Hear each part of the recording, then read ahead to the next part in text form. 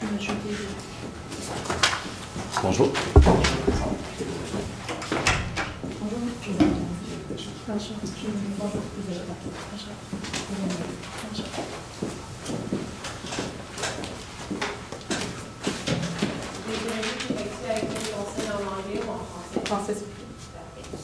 Chaque équipe dispose de 20 minutes afin de présenter son cas au juge. J'afficherai un carton pour les 10, les 5 et les 2 dernières minutes et les 30 secondes restantes.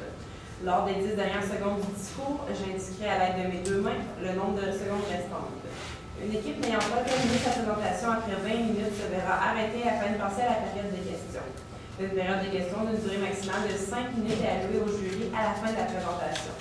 Je tiens à rappeler au jury qu'il est obligatoire de poser au moins une question lors de cette période. J'inviterai maintenant les juges à se présenter et vous pourrez ensuite débuter. Bonjour, je suis Marie-Pierre Mazerol de chez Assomption Vie, puis je suis gestionnaire. Bonjour, mon nom c'est Pablo Montreuil, je suis président du groupe Conseil Sparks. Donc, bonjour tout le monde. Le changement. Lorsque vous entendez ce mot, quelle émotion vous envahit? De l'envie, de la peur, de la joie, un sentiment d'insécurité, un sentiment de nouveau. C'est pour cela que toutes ces émotions sont contradictoires et un changement doit s'opérer correctement. Nous vous proposons une gamme de... Nous vous proposons donc aujourd'hui... Excusez-moi. Nous vous proposons donc aujourd'hui quelques solutions pour faire face à ce changement. Donc, sans plus tarder, je vous remercie d'avoir fait appel à la firme 3D Consultant. Je vous présente mes collègues, ici Kevin Dagenet, Élisabeth Tardy et moi-même, Mélanie Elliott. Je vous présente l'agenda d'aujourd'hui. Nous allons commencer par l'analyse de l'entreprise, le mandat, la problématique, l'implantation, l'analyse des risques, ainsi qu'une rétroaction. Donc, nous avons fait un survol de l'analyse de votre entreprise, qui se compose des forces, des défis, des opportunités et des menaces. Donc, dans les forces, nous avons noté une excellente solidité financière. Vous avez un échange de partage avec la collectivité de vos profits, ce qui est très bon. Vous prônez des valeurs de grande famille au sein d'Assomption, ainsi qu'une bonne communication dans l'entreprise entre la haute direction et les employés. Ensuite, au niveau des défis, nous avons vu que vous aviez un VP ressources humaines. Par contre, nous n'avons aucune idée de l'ampleur de l'équipe des RH. Et lorsque vous opérez un genre de grand changement comme ça, on voit que le support des ressources humaines est quand même crucial dans une entreprise. Ensuite, vous avez une croissance rapide de l'entreprise. Donc, qui dit croissance, parfois, si elle est trop rapide et on n'a pas le temps de s'adapter, peut être néfaste, mais elle peut être aussi très profitable. Ensuite, pour les opportunités, vous avez l'opportunité justement de la croissance des marchés. Le monde des assurances et des produits dérivés est en constante évolution, donc c'est très favorable pour vous. Et aussi, vous avez une belle stratégie immobilière. Et il ne faut pas se le cacher, au niveau des menaces, le marché est très concurrentiel. Il y a bon nombre d'entreprises dans ce secteur. Aujourd'hui, vous nous avez fait appel afin qu'on réponde à un mandat. Celui-ci s'agit de diminuer les effets négatifs du réaménagement organisationnel en proposant un plan d'action visant l'augmentation de la productivité ainsi que l'engagement de chacun des employés. Tout cela en favorisant un climat convivial. Donc, selon le cas que nous avons lu de votre entreprise, nous avons décelé une problématique majeure qui est le réaménagement des espaces de travail des employés dû à la forte croissance de votre entreprise. Donc, pardonnez-moi, vous allez faire le réaménagement de plusieurs locaux pour agrandir votre équipe de travail. Toutefois, nous avons décidé aussi que vous alliez favoriser un certain nombre de personnes avec des locaux qui vont pouvoir avoir une porte fermée. À ce moment-là, les autres employés se sentent un peu dévalorisés puisque ceux-ci n'auront pas le droit à la même chose que les employés avec plus d'expérience. Donc, la situation actuelle, il y a une anticipation des conflits entre les employés. Donc, c'est quelque chose que vous voyez en ce moment qui pourrait bien se produire. Ensuite, il y a une résistance face au changement. Certainement, comme je l'ai mentionné plus tôt, les employés qui n'ont pas droit à des bureaux avec porte se voient défavorisés parce que les autres vont pouvoir avoir des bureaux plus personnalisés. Ensuite, il y a une adaptation qui est difficile. Il va y avoir 2 relocalisations qui vont s'effectuer dans les bureaux. Donc, le 16e étage qui est inhabité en ce moment va servir comme de zone temporaire pour mettre les locaux, pour réhabiter les prochains locaux. Toutefois, ça peut être un problème parce que ça va prendre beaucoup de temps et les personnes devront changer 2 fois de locaux.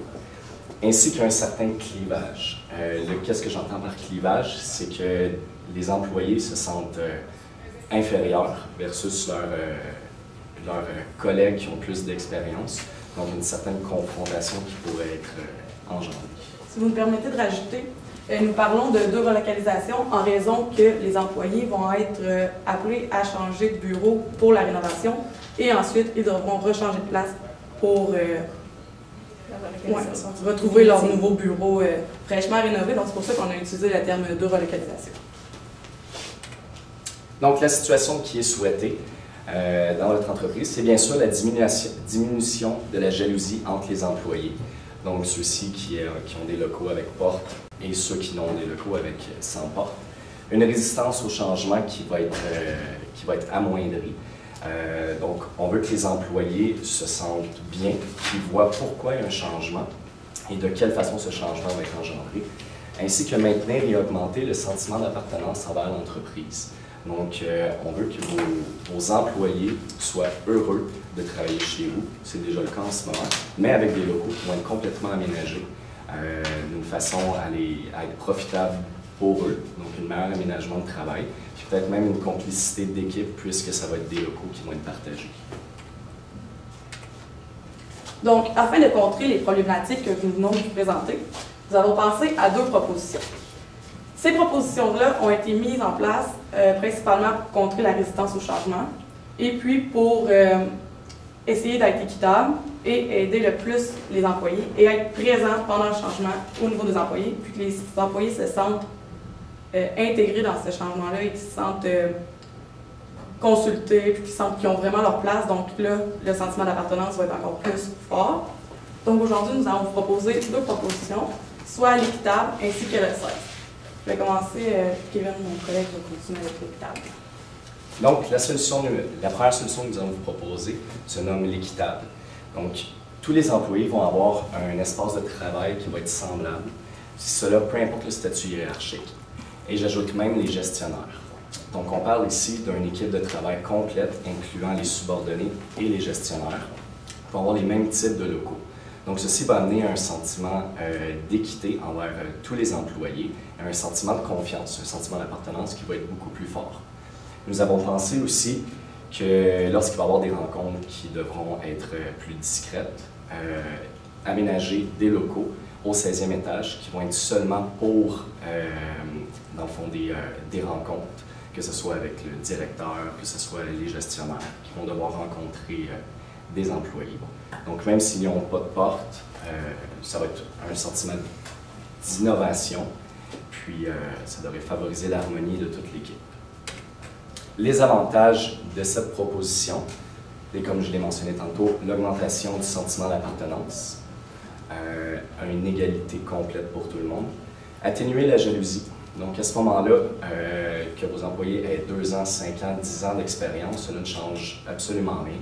Donc, ils vont avoir exactement les mêmes locaux. Donc, cela va vraiment diminuer la jalousie. C'est ce qu'on recherche ici dans notre cas.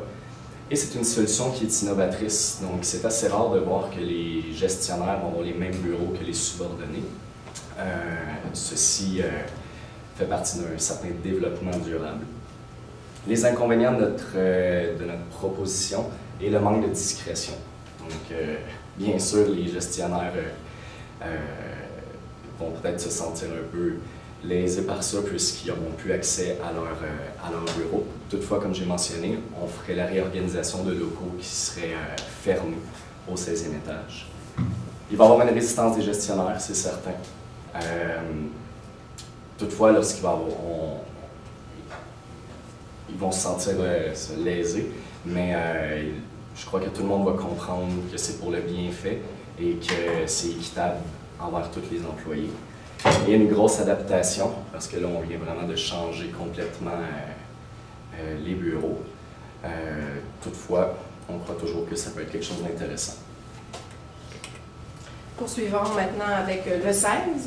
Le 16, on l'appelait comme ça, dû au 16e étage qui était inoccupé et que vous vouliez aménager temporairement pour faire le changement. Donc, nous, on vous propose à cette fin de rénover le 16e étage en premier, dans le sens d'installer tout de suite un premier étage, comme on pourrait dire, essai, enfin, exactement comme les autres étages vont être aménagés. Comme ça, les gens vont avoir 2 changements à vivre, mais ils vont être diminués, étant donné qu'ils vont arriver tout de suite dans ce que ça ressemblera. Donc, ça pourrait diminuer le sentiment de résistance, étant donné qu'ils vont voir tout de suite la beauté des lieux, la praticité, l'uniformité. Ça peut développer aussi le nouveau sentiment d'appartenance entre les collègues qui se sont regroupés. Et aussi, l'avantage que ça pourrait avoir aussi, c'est de voir tout de suite les facettes qui ne fonctionnent pas et tout de suite les réajuster pour aménager les différents étages par la suite. Donc, ceci comporte plusieurs avantages, comme je disais, de faciliter la transition des employés. Ça peut donner justement un avant-goût du nouvel espace de travail, les nouvelles couleurs, les nouveaux designs. Et c'est sûr qu'on ne peut pas y échapper, il va y avoir une période d'adaptation, mais on croit qu'elle va être plus petite, étant donné qu'ils vont être déjà adaptés à un certain étage, ils vont juste changer après de niveau, donc c'est moins déstabilisant. Et puis cette solution, c'est comme une solution prototype, donc elle va vous permettre aussi d'aménager les autres en conséquence des effets négatifs ou positifs de l'aménagement primaire. Ensuite, c'est sûr que dans tous les changements, il y a l'inconvénient de résistance. Comme Kevin le mentionnait, il y a certains gestionnaires qui peuvent voir le côté négatif d'être parmi tous ou d'être plus enfermés, parce qu'on parlait de 25 %, donc sur le 25 %, c'est quand même pas beaucoup d'employés qui vont garder un bureau versus les autres. Puis aussi, c'est sûr que ça implique quand même un double déménagement, mais amoindri étant donné que l'espace va être déjà aménagé. Donc, suite à l'analyse des 2 propositions, nous avons retenu le 16, soit le réaménagement du 16e étage. Nous avons choisi cette proposition-là en raison de l'adaptation.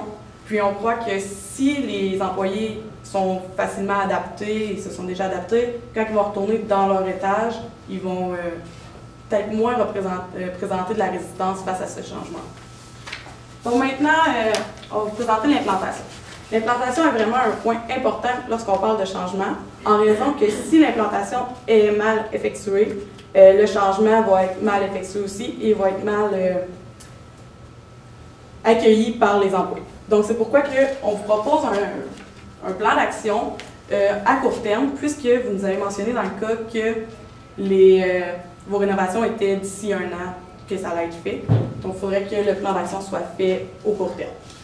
Donc pour commencer, il est important d'avoir l'implication de la direction. Si la direction s'implique dans la décision du changement et que les employés sont conscients que la direction est présente, ça va être plus facile de leur faire accepter, vu que pour eux, c'est leur supérieur, puis bien souvent, c'est rare que tu veux décevoir ton supérieur.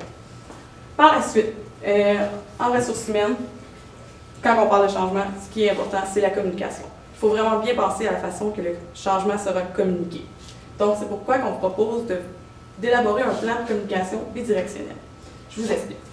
Pour commencer, il va falloir que les personnes de ressources humaines fassent des communications soit écrites ou des rencontres pour rencontrer les employés et leur expliquer le fonctionnement du changement, comme quoi que le 16e étage sera aménagé. Ensuite, ils vont déménager là pour s'adapter et ils vont retrouver leur espace de travail respectif par la suite. Et ensuite, les employés vont également être touchés dans ce plan de communication-là, en raison qu'on va offrir un sondage, faire un sondage là, auprès des employés pour voir comment ils ressentent ce changement-là, puis s'ils sont prêts à l'accepter et à collaborer avec nous. Puis si les employés collaborent, ça va nous permettre de cibler les employés favorables au changement. S'il y a des personnes qui sont vraiment positives au changement, c'est vraiment plus facile de pousser, d'influencer les autres employés par la suite. Donc, à partir des sondages, vous allez pouvoir cibler les employés favorables au changement. Et puis, ces employés-là vont devenir des leaders du changement, et puis même que vous pouvez prendre la personne la plus tête forte, désolé l'expression, pour devenir un leader du changement et ainsi parler en bien du changement qui se rapporte. Ensuite, aussi, ce qui est important pendant un changement, c'est d'avoir les ressources nécessaires. Donc, afin de bien faire votre changement, il va falloir que vous définissiez les ressources qui sont disponibles. Que ce soit les personnes à aller voir s'il y a un problème. Comme quoi, par exemple, c'est sûr que quand tu es habitué de travailler dans un bureau fermé, tu te retrouves avec d'autres monde dans des petits cubicules, ça se peut que ta concentration soit défectueuse. Donc, il pourrait, peut-être la personne ressource pourrait voir à offrir une formation sur la concentration en milieu bruyant ou des formations là, intéressantes selon les besoins des employés face à ce changement-là. Ensuite, là, ça va être, lorsque les étapes précédentes ont été faites, ça va être le temps de procéder au changement avec la phase essai. Donc, une fois que le 16e étage est prêt à accueillir les employés, bien, vous allez effectuer les changements. Ensuite, vous allez faire une analyse des résultats pour connaître là, si les employés se sentent bien dans leur nouvel environnement et quoi qu'ils aimeraient voir changer. Par la suite, là, si l'analyse des résultats est positive, on vous propose, ça va être le temps d'implanter à chaque étage. Puis je ne sais pas si on l'avait mentionné, mais pendant ce temps-là, la première étage, au final, la première étage va se retrouver au 16e étage, donc le 16e étage ne sera pas perdu, il va être encore utile vu que le premier étage, ça va être la salle de consommation. En plus, qu'il y avait seulement que 5% des employés, puis le premier étage allait changer de vocation avec une salle d'exercice et des salles de réunion. On trouvait ça dommage de laisser que 5% des employés, donc le 16e étage pourrait leur servir aussi. Puis vous êtes en progression croissance, donc ça ne serait pas un aménagement perdu à long terme. Ensuite, poursuivons avec l'analyse des risques. Bien, commençons tout d'abord avec la création de conflits. C'est sûr qu'on vous disait de jalousie. Souvent, si vous embauchez un nouvel employé qui a quelques années d'expérience versus un gars qui a 5 années d'expérience, que lui a un bureau, mais qu'il y a de l'ancienneté dans la compagnie, puis lui, il se ramasse avec peut-être un espace de travail ouvert, donc ça peut créer parfois des conflits. Par contre, on analyse ce degré-là moyennement, puisque, comme dans toute nouvelle entreprise, il faut faire sa place, il faut gagner nos collègues. Donc, on juge que ça peut être amoindri par un excellent plan de communication et un support, justement, envers nos leaders et aussi pouvoir s'attrer ceux qui ont plus de difficultés à s'adapter et pouvoir leur fournir les ressources nécessaires. Ensuite, il y a le sentiment de diminution du sentiment d'engagement, parce que lorsqu'on se voit déstabilisé dans notre organisation de travail, parfois on se sent moins impliqué, moins sollicité. On évalue aussi ce risque-là moyennement parce qu'on veut regrouper les employés et puis leur offrir des objectifs communs, dans le sens qu'on travaille ensemble, on est une équipe, les gens vont pouvoir s'entraider à proximité, ils ne seront pas obligés de se déplacer, ton partenaire est à côté, donc ça favorise les échanges. Donc on voit quand même quelque chose de très positif là-dedans. Aussi, ça peut diminuer la productivité. C'est sûr que là, on l'évalue plus à fort, étant donné, quand on est habitué d'être clos dans un espace, puis on se ramasse à groupe ouvert, il y a toujours la concentration qui peut être mise à l'épreuve, comme Elisabeth le dit. Ça peut être aussi le dérangement, tout dans le fond, l'adaptation qui peut être chamboulée. Et puis, là, comme encore, on ne le répétera jamais assez, c'est la communication qui va favoriser ça, puis la formation pour toujours apporter du support. Car dans le changement, c'est le support qui est très important. Ensuite, au niveau de la résistance, faible, car on pourra avoir vraiment démontré tous les avantages du nouvel espace de travail. Donc, finalement, après l'analyse de votre entreprise et des solutions qui étaient possibles pour vous, nous croyons fortement à la réussite et à l'implantation de notre proposition qui a été retenue. Parce que le changement. Parce que le changement. Surtout quand on ne le choisit pas. On va pouvoir enchaîner avec la période. Mais avec une collaboration, ça peut être une réussite. Merci. Merci. Donc, juste question de clarification. Vous nous faites 2 propositions, mais il y en a seulement une que vous retenez et celle que vous poussez. Oui. OK, fait que la première, on l'oublie. Moi, OK, parfait, merci.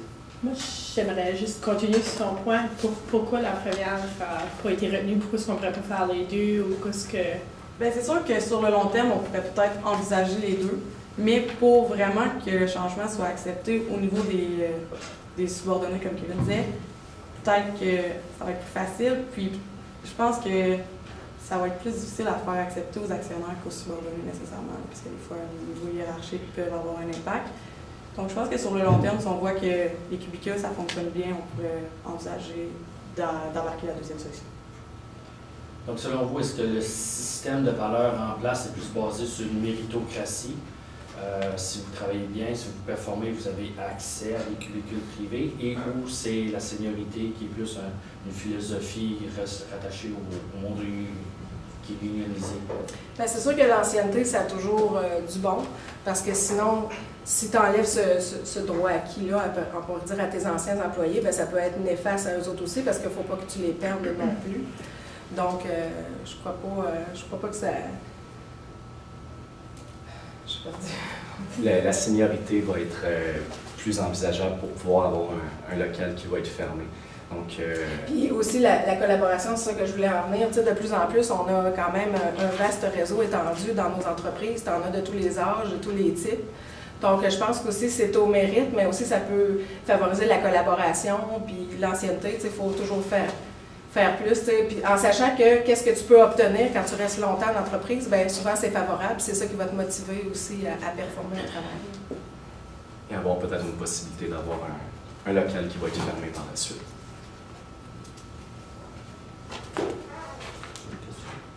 Non, je ne sais pas.